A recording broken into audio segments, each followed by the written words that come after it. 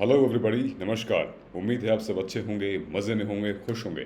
मैं सिद्धार्थ, आपका friend, philosopher, guide, mentor, educator, स्वागत करता हूं आप सभी का सिविल्स दिल्ली के यूट्यूब क्लासेस पर। और आज हम बात करेंगे एडिटोरियल ओपेड एनालिसिस की।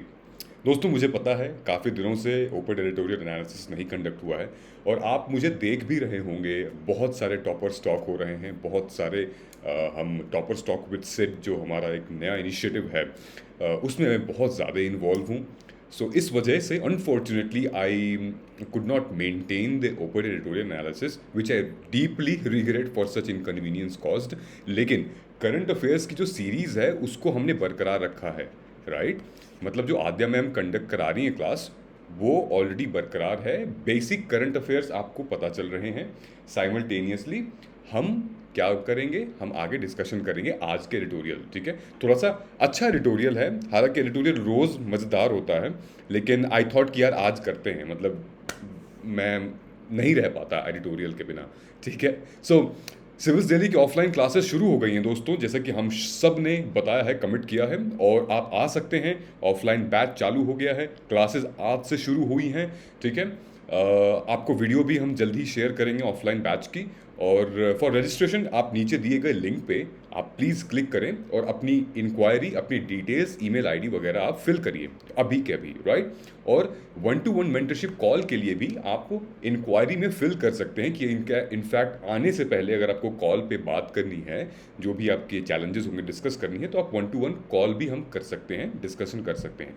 तो चलिए शुरू करते हैं बिना लेट किए हुए एडिटोरियल एनालिसिस। ये देखिए, जैसे कि मैंने आपसे हमेशा ये वीडियोस अपलोड कर रहा हूँ डेली बेसिस पे, कोई ना कोई टॉपर की जर्नी। आप 1, 2, 3, 4 ऑल इंडिया रैंक, अभी 12 भी आने वाले हैं। Yasharth Shekhar all India rank 399, all India rank 284, 267, 266, 499, 411, बहुत सारे हैं जिनके इंटरव्यूज़ हमने कंडक्ट किए हैं। सो प्लीज़ इनसे इंस्पायर होइए, इनकी स्टोरी सुनिए। आपकी स्टोरी भी इन्हीं की जैसी है, कनेक्ट करिए इनसे, ओके? चलिए आगे बढ़ते हैं। आज का जो टॉपिक है, हम चलते हैं अपने आज के न्यूज़ पे, ठीक है? ये है हमारा आज का न्यूज़, जो कि दो दो न्यूज़ हम कवर करेंगे, ठीक है? एक तो ये है, मैं इसको साइड में करता हूँ, द ईपीआई में rankle but India can recast policies. ये ठीक है? ईपीआई का मतलब यहाँ पे क्या है? इन्वायरमेंटल परफॉर्मेंस इंडेक्स, ईपीआई, ठीक है? और दूसरा जो हमारा टॉपिक है वो है रिविजिटिंग सोशल जस्टिस, सामाजिक न्याय अंडर द्रविडियन मॉडल। द्रविडियन बोले तो साउथ इंडिया का मॉडल, मतलब तमिलनाडु केरला मॉडल। स्पेसिफिकली यहाँ पे तमिलनाडु की बात हो रही है। और एक ये आर्टिकल मुझे बहुत अच्छा लगा था, recognising the compulsory women worker. Compulsory women worker का मतलब क्या होता है? बृंदा कारत जी का ये आर्टिकल है, बहुत ही अच्छा आर्टिकल है। मैंने कवर इसलिए नहीं किया है क्योंकि ये एक स्टोरी के फॉर्म में है। ये एक पेन एरिया है। अनऑर्गेनाइज सेक्टर में जो विमेन एम्पावर्ड हैं, जो कि काम कर रही हैं, जो कि अनस्किल्ड वर्कर हैं, उस एरिया में एक कहानी के रूप में इस पूरे के पूरे आर्टिकल में बताया है, ठीक है? सो बेसिकली हम ज़्यादा इसमें टच नहीं करेंगे, थोड़ा सा मैं बता दूंगा आपको। बाकी चलते हैं, फिलहाल हम इस आर्टिकल में पढ़ते हैं revisiting social justice under the Dravidian model, ठीक है? बात यहाँ पे क्या हो रही है? बात हो रही है revisiting social justice under the Dravidian model. Basically हुआ क्या है कि तमिलनाडु गवर्नमेंट ने रिसेंटली एक वाइट पेपर रिलीज किया है on reservation and pursue quota in private sector, ठीक है? ये पूरे के पूरे आर्टिकल में दोस्तों, पूरे आर्टिकल में बात यहाँ पे यही की गई है कि सिर्फ और सिर्फ पॉलिटिक्स की वजह से, पॉलिटिकल एडवांटेज की वजह से, पॉलिटिकल सपोर्ट की वजह से हमने रिजर्वेशन को एक इतना इम्पॉर्टेंट टूल, अब तो हम ये कह सकते हैं कि रिजर्वेशन की वजह से, ये पॉलिटिक्स की वजह से रिजर्वेशन बहुत ज़्यादा हाइप हुआ है। कुछ ऐसे कैटेगरीज़ हैं जिनको बहुत ज़्यादा बेनिफिट मिल रही है, और कुछ ऐसे कैटेगरीज़ हैं जिनको बेनिफिट मिलनी चाहिए, and they are unable to fetch those benefits, though they are from backward classes. So, with reference to Tamil Nadu's example, we will understand here that what are the targeted community which should come under reservation, and actually they can enjoy the benefit of reservation. They can enjoy the immunity of reservation. Okay, ये article है, हम इस article पे आते हैं। थोड़ा सा zoom में करता हूँ। ये पूरा आर्टिकल क्या बता रहा है कि तमिलनाडु में भाई डेमोक्रेटाइजेशन हर जगह बहुत ही सिग्निफिकेंट रोल प्ले करता है, right. Democracy is the power of the people. लोगों के हाथ में सत्ता है, लोग चाहें सत्ता गिरा सकते हैं, लोग चाहें सत्ता बना सकते हैं। सो जब लोगों की बात हो रही है, पावर ऑफ द पीपल, सो फिर हमारे ऊपर ये डिसाइड करता है कि हम किन लोगों को पावर दे रहे हैं, राइट। सो तमिलनाडु में जो द्रविडियन डेवलपमेंट मॉडल है, ये बहुत ही इंटीग्रल पार्ट रहा है शुरू से, ठीक है। साउथ इंडिया में पूरा साउथ इंडिया है, एजुकेशन, हेल्थ केयर और कम्युनिज्म और सोशल डेवलपमेंट एक भी प्रायोरिटी रही है। क्या प्रायोरिटी नहीं रही है? वो है इंडस्ट्रियलाइजेशन, वो है प्राइवेटाइजेशन, वो है लिबरलाइजेशन, ये नहीं रही है। इसी वजह से आप देखते हैं कि बहुत से साउथ के लोग जो यूएस चले जाते हैं, यूके चले जाते हैं, बाहर आ जाते हैं, दिल्ली बम्बई जाते हैं अपना ग्रोथ परस्यू करने के लिए, अपनी करियर परस्यू करने के लिए।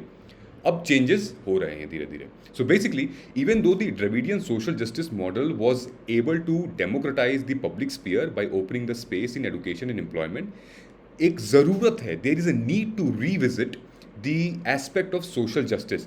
अच्छा, सोशल जस्टिस का मतलब क्या होता है? हम इतनी बार कह रहे हैं कि सोशल जस्टिस। सो बेसिकली ये आप इमेज देख रहे हो, इसकी हाइट 6 फीट है, इसकी हाइट 5 फीट है, और यही इसकी हाइट जो है, ये महिला मान सकते हैं, इनकी हाइट है 5 फीट 3 इंच, लगा सकते हैं इसको 5 फीट 5 इंच। ये दीवार है, ये लगभग 5 फीट की दीवार है, राइट, 5 फीट या 4.5 फीट की दीवार है। अब भाई ये बच्चा, इसको मुश्किल होगी देखने में, राइट। यहाँ पे क्रिकेट मैच हो रहा है, यहाँ जो भी हो रहा है, इसको मुश्किल होगी देखने में। Although what we will say, we have given equal opportunities for everybody. जैसे इसके लिए एक स्टैंड लगा रखा है, वैसे इसके लिए भी स्टैंड लगा रखा है, वैसे इसके लिए भी स्टैंड लगा रखा है। लोग यहाँ गलती करते हैं कि पर्सनैलिटी की जो कैपेबिलिटीज़ हैं वो इक्वालिटी में नहीं फिल्टर आती। ये हाइट में छोटा है या छोटी है, कोई मतलब नहीं रहता इसको इस इक्वालिटी पे रखने का। मतलब क्या है कि ये वाला जो है, ये देख रहे हो, ये वाला जो वो बॉक्स है, वो इसको दे दें, तब भी ये देख पाएगा, तब भी ये एंजॉय कर पाएगा। This is what justice means, this is what equity means, जिसकी हम हमेशा बात करते हैं। तो सोशल जस्टिस, सामाजिक न्याय का मतलब ये है कि जितने लोग हैं समाज में, सोसाइटी में, सबके लिए वो रिसोर्सेज इक्वल होने चाहिए, सबके लिए वो रिसोर्सेज एक इक्विटी के फॉर्म में होने चाहिए, ठीक है। लिबर्टी, राइट, फर्टर्निटी, ऑलराइट, ये सारी चीज़ें, कोई प्रिविलेज ना हो। अगर एक प्रिविलेज है तो सारे प्रिविलेज हों, अदरवाइज कोई प्रिविलेज ना हो, सबके लिए चीज़ें समान रहें। ये होता है एक सामाजिक न्याय। यूएस, यूके, ऑस्ट्रेलिया में, यूरोप में सोशल जस्टिस का मतलब ये है कि हिस्ट्री में, इतिहास में जो चीज़ें आपको नहीं मिल पाई हैं इस प्रॉब्लम की वजह से, तो आप अपने कैपेबिलिटीज से, आप अपने वर्क एथिक से उस चीज़ को सोसाइटी में ट्रस्ट पाइए, and then you will get that equality, you will get that social justice. Okay, for example, ये महिला है, ये यहाँ पे नहीं देख पा रही है, so she will fight for it. When she will fight for it, she will get justice, just because she wanted to be in the society, she wanted to achieve something which is very equal in the society, which she should deserve, and she will get that, ठीक है। So कहीं कहीं मांगनी पड़ती है, और कहीं कहीं संविधान में ही लिखा है कि ऐसा होना चाहिए। हमारे यहाँ संविधान में भी लिखा है कि ऐसा होना चाहिए, ठीक है। मांगने की तो दूर की बात है, लेकिन रियलिटी में क्या होता है, संविधान में तो लिखा है, लेकिन मांगने पर भी नहीं मिलता है। संविधान में जो लिखा है उसको वैसे भी इग्नोर कर दे रहे हैं लोग। So this is what all about. Okay, so what we are going to understand here, the commission, basically यहाँ बात हो रही है कि रिजर्वेशन को हटा के, ठीक है, जो हमेशा से एक बहुत ही पॉजिटिव फैक्टर रहा है, रिजर्वेशन को हटा के बहुत ही लिमिटेड लोगों के लिए हम रिजर्वेशन रखेंगे। उसकी उसके जगह पे हम क्या रखेंगे? उसके जगह पे हम रखेंगे ईडब्ल्यूएस, इकोनॉमिकली वीकर सेक्शन।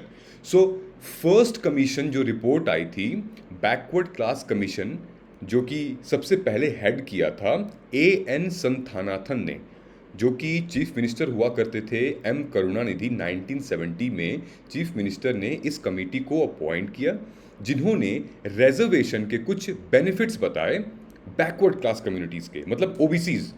उन्होंने ये बताया यार कि कुछ ऐसे पोस्ट हैं जहाँ पे सरकारी post, non gazetted post, backward class के लोग 37% उसमें मतलब कंट्रीब्यूट करते हैं। मेडिकल की सीट में 47%, इंजीनियरिंग की सीट पे 44, एंड स्कॉलरशिप वगैरह जो है वो 34% ये लोग एंजॉय करते हैं, राइट। लेकिन तमिलनाडु की जो और भी कम्युनिटीज़ हैं जो कि ओबीसी में नहीं आती हैं, फॉर एग्जांपल एससी हो गए, एसटीज़ हो गए, और एक होता है मोस्ट बैकवर्ड क्लास, एमबीसीज, वो नहीं आती हैं उस कैटेगरी में। वो एंजॉय नहीं कर पाती हैं वो बेनिफिट। क्यों? क्योंकि उनकी परसेंटेज कम है। क्यों? क्योंकि हमने रिकॉग्नाइज कम किया है। क्यों? क्योंकि हमने अदर बैकवर्ड कास्ट को बहुत ज़्यादा परसेंटेज एक रिजर्वेशन में दे रखा है, ठीक। सो यहाँ पे जो हाईलाइट ये हो रहा है वो यही कह रहा है कि even though the Santhanathan commission has recommended economic criteria and taking out certain caste out of reservation benefits due to political and electoral reason, government, समझ रहे हो आप क्या कह रहे हैं, कि अगर कमेटी ने, संथनाथन कमेटी ने ये रेकमेंड भी किया है कि ईडब्ल्यूएस के बेसिस पे हम रिजर्वेशन कुछ लोगों को बाहर निकाल देंगे, क्योंकि ऑलरेडी यार रिजर्वेशन क्यों दे रहे हैं हम? इसीलिए दे रहे हैं ना, क्योंकि उनके पास सामाजिक आर्थिक स्थिति नहीं है। जब ऑलरेडी आपके पास महीने का 50-60 1 लाख रुपए आप कमा रहे हो, अब साल का 15-20 लाख रुपए कमा रहे हो, तो you don't need any reservation. What you need is hardship, what you need is talent, what you need is skill, right. People who needs reservation, people they have less resources, people they have less उनकी आमदनी, उनकी जो employment की जो salary वगैरह है, वो चाहिए, जो सामाजिक आर्थिक, जो रोज़ कमाते हैं रोज़ खाते हैं, नहीं कमाएंगे तो नहीं खाएंगे, ये वाली सिचुएशन है, उनको मिलना चाहिए रिजर्वेशन। लेकिन राजनीति की वजह से, पॉलिटिकल की वजह से और इलेक्टोरल रीजंस की वजह से ये कोटा जो है वो और ऊपर बढ़ता जा रहा है। तो फिर हुआ कि 1979 में तमिलनाडु में दूसरे चीफ मिनिस्टर बने, जो कि एमजी रामचंद्रन, बहुत ही पॉपुलर, बहुत ज़्यादा पॉपुलर चीफ मिनिस्टर रह चुके हैं। इन्होंने भी एक कमेटी बैठाई, ठीक है, कि रिव्यू करो कि संथनाथन कमेटी सही कह रही थी कि नहीं। सो बेसिकली इस कमेटी ने कहा कि ऑफ कोर्स उनकी कमेटी सही कह रही थी, और ये कहा कि भाई हम जो है एक क्रीमी लेयर सेट कर देंगे कि जो लोग 9,000 रुपए से पर एनम कम कमा रहे हैं, those people will fall under this category into a creamy layer and those people will be awarded reservation। लेकिन पॉलिटिकल उसकी वजह से ये मुद्दा दब गया, ये मुद्दा बेसिकली विड्रॉ हो गया, और 1980 में एक्चुअली ये इलेक्शन भी हार गए थे, ठीक है। इस वजह से आप सोच रहे हो मतलब कि so everything has been like motivated and persuaded कि आप ये चीज़ बढ़ा दो, आप चुनाव जीत जाओगे। सो ये ऐसा ही चलता आ रहा है। So uh commission under J.A. Ambasankar reiterated कि unequal distribution of benefit among the backward classes as stated by Sathanathan committee in the backward class commission, ठीक है। सो ये वाला आप देख सकते हो, ये पूरा का पूरा वही सिस्टम है जो मैंने अभी आपको बताया है कि भाई जो हमारा एजुकेशन सिस्टम है, जो हमारी गवर्नमेंट सिस्टम है, जो हमारी प्राइवेट सिस्टम है, इन सबों में ओबीसी का जो रोल है वो बहुत बड़ा रोल है, क्योंकि एक बहुत मोटा रिजर्वेशन परसेंटेज जाता है उनको।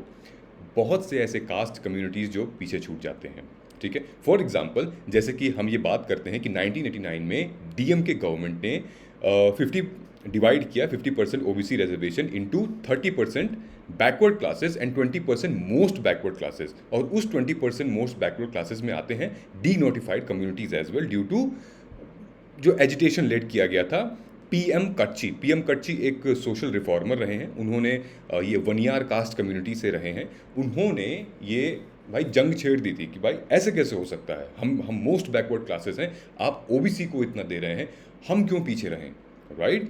सो 1989 में डीएमके ने ये बेसिकली चेंजेस भी किए, और ये चेंजेस करके और क्या किया उन्होंने कि basically the Tamil Nadu backward classes, scheduled tribes, जो कि एजुकेशनल इंस्टीट्यूशन में अपॉइंटमेंट ऑन पोस्ट सर्विसेज, इन सब में वो तब्दीली की, और वो 20% वाला मार्क, वो पूरा जो कॉन्स्टिट्यूशनल अमेंडमेंट एक्ट था 1993 में पास हुआ था, उसको 9th शेड्यूल में भेज दिया गया। और हम सबको पता है किसी भी एक्ट को, किसी भी अधिनियम को हम जब 9th शेड्यूल में भेज देते हैं तो फिर जुडिशियल रिव्यू नहीं होती है इस पर।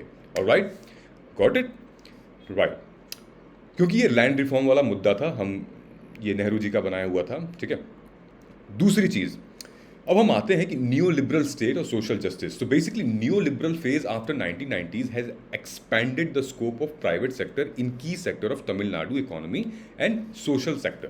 जब से प्राइवेटाइजेशन हुआ है तो एक न्यू लिबरल का कॉन्सेप्ट आ गया, is like very specific to the point and ढेर सारे लोगों को एम्प्लॉयमेंट देना। सो बेसिकली यहाँ बात ये हो रही है कि भाई 86% of colleges and 44 universities in Tamil Nadu are owned by private sector। तो हमारा ये कहना है कि जब आप प्राइवेट सेक्टर में इतने सारे भारी मात्रा में कॉलेज यूनिवर्सिटीज़ जब ऑलरेडी हैं, हम उसमें रिजर्वेशन क्यों नहीं दे रहे हैं? उसमें भी तो दे रहे हैं, वो भी करियर बिल्डिंग कर रहे हैं, वो भी एम्पावरमेंट बिल्डिंग कर रहे हैं, राइट। वो भी सोशो इकोनॉमिक कंडीशन को आगे चल के ठीक करेंगे। सो फैकल्टीज़ जो हैं बेसिकली उनको जब उसमें रिजर्वेशन मिल रहा है तो भाई इसमें क्यों नहीं मिल रहा है? सो प्राइवेटाइजेशन मतलब प्राइवेट एंटिटी में भी हम रिजर्वेशन देंगे, this is what they have said. और ये बताया जा रहा है कि जो फैकल्टीज़ हैं वो रिजर्वेशन के चलते में जो मोस्ट बैकवर्ड क्लासेस फैकल्टीज़ हैं वो बहुत कम रह रहे हैं। जैसे मुस्लिम कम्युनिटी वहाँ पे 2.9% है, ऑलराइट। सो बेसिकली बात यहाँ ये हो रही है कि apart from filling the SCs STs backlog vacancy, the government should increase the ST ST reservation as per their population, जो कि हमारा सेंसस का जो डेटा है उसके हिसाब से। और दूसरा कि जो प्राइवेट इंस्टीट्यूशंस हैं उसमें हम रिजर्वेशन को फॉलो करें, उसमें हम रिजर्वेशन डालें प्राइवेट इंस्टीट्यूशन में, ना कि ओनली गवर्नमेंट रिजर्वेशन में। इस वजह से गवर्नमेंट में बहुत भीड़ हो जाती है, बहुत कंपटीशन हो जाता है, बहुत सारे नेगेटिव थॉट्स निकल के आते हैं। तो जब प्राइवेट में होगा तो लोग एक मोटिवेशन मिलेगा to join private companies and then they can excel in their life. So basically reservation in private education institution has a constitutional mandate. संविधान के आर्टिकल 5 अंडर क्लॉज 5 में लिखा हुआ है, जो कि 93rd कॉन्स्टिट्यूशन अमेंडमेंट एक्ट से आया था 2005 में, भाई कि आप ऐसा कर सकते हो। Such proactive measures are needed to add meaning to social justice principle to the Dravidian model. ये पूरा का पूरा किस्सा था। आप बताइए कि हम कैसे इसको ठीक कर सकते हैं, ठीक है। यहाँ पे अगर मैं आऊँ, सो ये एडिटोरियल एनालिसिस मैंने करके पेज खाली करके रखा है कि सामाजिक न्याय है, ये जो सोशल जस्टिस वाला मामला मैंने आपसे डिस्कस किया, राइट। एक सेकेंड, सोशल जस्टिस का मामला अभी जो मैंने आपसे डिस्कस किया। So how you think that what can be done in our Indian society, right? What can be done in our Indian society so that the concept of reservation will start get diminishing, the concept of reservation will start getting disappear. What shall be done? क्या हमारे policy makers को करना चाहिए, क्या हमारे law makers को करना चाहिए, क्या हमारे जो जुडिशरी है जो इंटरप्रेट करती है चीज़ें उनको क्या स्टेप लेना चाहिए, right. At the and reservation को ख़त्म करना चाहिए और सिर्फ उनके लिए ही रखना चाहिए जो कि सोशली इकोनॉमिक बैकवर्ड क्लासेस से हैं, जो कि रिसोर्सेज उनके पास नहीं है, सामाजिक आर्थिक स्थिति नहीं है अपने आप को रेज करने के लिए। Those people should come. जैसे रिक्शे वाले हो गए, स्ट्रीट वेंडर्स हो गए, जो फैक्ट्रीज में काम कर रहे हैं वो हो गए, जो रोज़ कमा रहे हैं दिहाड़ी पे 700 रुपये तब जाके वो खा रहे हैं वो लोग हो गए, ठीक है। अब ऐसे लोग तो बिल्कुल नहीं होंगे ना कि जो ओबीसी हैं, ऑलरेडी सर्विसेज में हैं, वो सरकारी लाभ भी उठा रहे हैं, उनके बच्चे फिर रिजर्वेशन उठा रहे हैं। That should not be the case. ये आइडिया भी नहीं था, रिजर्वेशन का ये आइडिया भी नहीं था, राइट। चलिए अब हम आते हैं अपने सेकंड आर्टिकल पे। सेकंड आर्टिकल बात करता है इन्वायरमेंटल प्रोटेक्शन इंडेक्स के बारे में, ठीक है।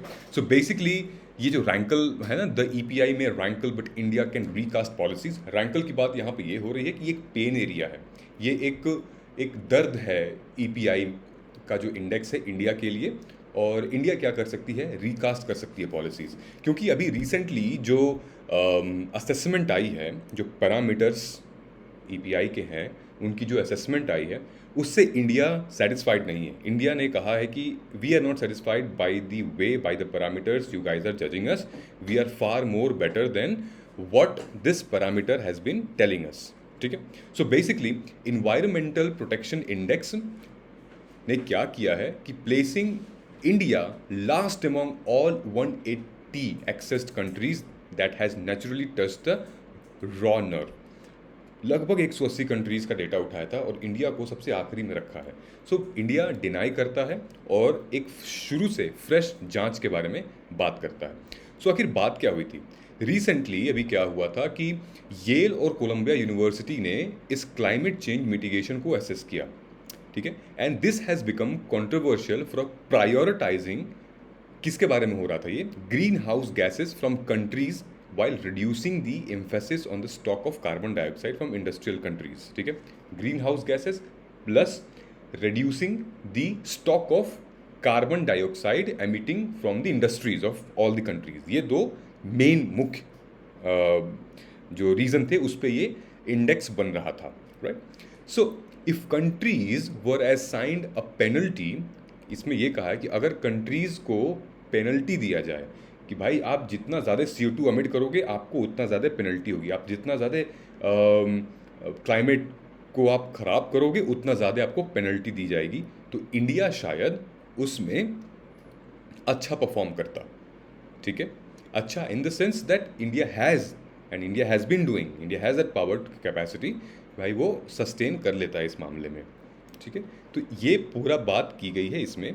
सो less controversy, the EPI dwells on the performance of air quality, waste management and ecological conservation measures। ठीक है, now if we go more into deep, so government's response, what was the government's response? So basically the EPI ranking score has been rejected by union government as based on unfounded assumptions, surmises and unscientific method। The rank of 166 of climate policy and score of 21.7 in this category, which overall has 38% of weightage in the calculate। ये पूरी की पूरी facts है जहाँ ने India ने उसको एक रिजेक्ट कर दिया है एक अनफाउंडेड assumptions के नाम पे। So India is under pressure to raise its ambition and commitment towards more ambiguous 1.5 centigrade goal for temperature rise under the Paris agreement. ठीक है, COP26 के बारे में हम सब ने पढ़ा है। COP26 में क्या बात हुई थी, नेट 70 की क्या बात हुई थी, नेट ज़ीरो की क्या बात हुई थी, ऑलरेडी हम सब जानते हैं ये, right. So within the overall climate score India does better in some matrices such as, वो कौन कौन सी हैं कि इंडिया ने कहाँ कहाँ पे अच्छा परफॉर्म किया है, वो है black carbon, growth rate of black carbon, green house emission gas, उनकी इंटेंसिटी और पर कैपिटा वॉल्यूम, इन सारे एरियाज़ में भारत ने अच्छा काम किया है। So the index rate the country low as projected as greenhouse gas emission for mid century, a target for net 07। ठीक है, कहा जा रहा है कि भाई भारत, चाइना, यूनाइटेड स्टेट्स और Russia, they are expected to account for over 50% of global residual greenhouse gas emission by 2050। Alright, अब ये परी वाला सिस्टम क्या है, अब आप देखिए। तो बेसिकली इसको protected areas of representative index कहा गया है। मतलब कि ये जो EPI है, इन्वायरमेंटल परफॉर्मेंस इंडेक्स जो है, इसमें PARI को निगलेक्ट किया गया है। The country has protested that the new India state of forest report was not factored in the part of biodiversity matrix. कुछ चीज़ें हैं जो इसमें इंडिया को इन्होंने ये मेजरमेंट नहीं रखी है, उसके बारे में बात हो रही है, बहुत ज़्यादा हम डिटेल में नहीं जाएंगे इसमें। ठीक है, दूसरा, MD Madhusudan pointed out that trees in private plantation in Tamil Nadu, tea estates, several estate and even urban trees agglomeration वो found added in the forest. ठीक, सो रिसर्चर्स ने ये फाउंड किया है कि भाई the demanding that the actual map used in ISFR, मतलब कि India state of forest report, estimates to be released publicly, not just the report making claims of the expansion। ठीक है, सो ये पूरा का पूरा जो कंसेप्ट है वो यही बता रहा है कि जो EPI की मेजरमेंट येल और कोलंबिया यूनिवर्सिटीज़ ने की है, that is actually unreasonable for India. The measurement कुछ मेजरमेंट ऐसी हैं जिसकी इनकरेक्ट रीडिंग है, कुछ मेजरमेंट ऐसी हैं जिन्होंने निगलेक्ट कर दिया है, उसको लिया नहीं है, कुछ मेजरमेंट ऐसी है जहाँ पे इंडिया ने अच्छा परफॉर्म किया है, वो हाईलाइट नहीं हुए। सो इसी बात पे ये पूरा आर्टिकल डिपेंड था।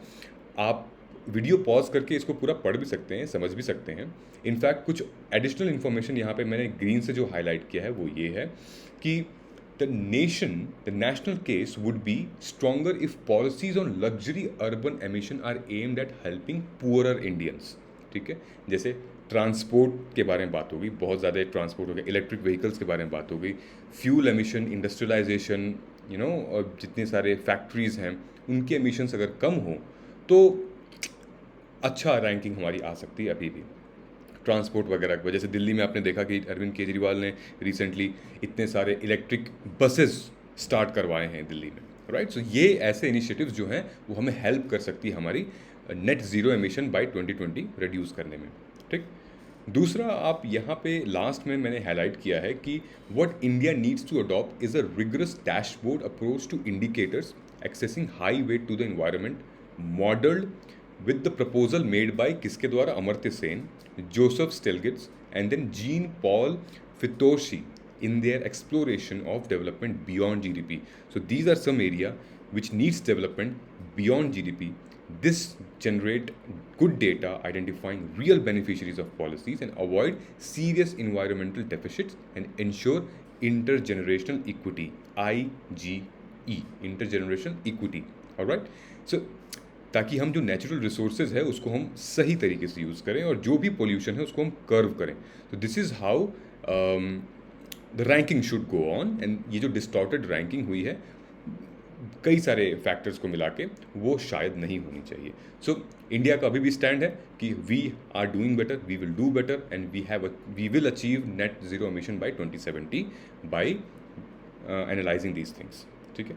सो आई होप ये पूरा का पूरा आर्टिकल आपको समझ में आया होगा। इन केस कोई डाउट, कोई कन्फ्यूजन होगी, you are requested to kindly connect with me. आप डिस्क्रिप्शन बॉक्स में लिंक है, उससे आप कनेक्ट कर सकते हैं, कमेंट करके पूछ सकते हैं and then will take your questions. Alright, चलिए, ऑल द बेस्ट दोस्तों, थैंक यू सो मच, जय हिंद।